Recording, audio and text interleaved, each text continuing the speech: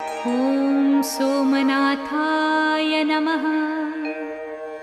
ॐ मल्लिकार्जुनाय नमः। ॐ महाकालेश्वराय नमः। ॐ ओंकारेश्वराय नमः। ॐ वैद्यनाथाय नमः। ॐ भीमशंकराय नमः। ॐ रामेश्वराय नमः। ॐ नागेश्वराय नमः। ॐ विश्वेश्वराय नमः।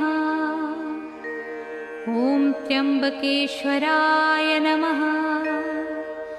ॐ केदारेश्वराय नमः।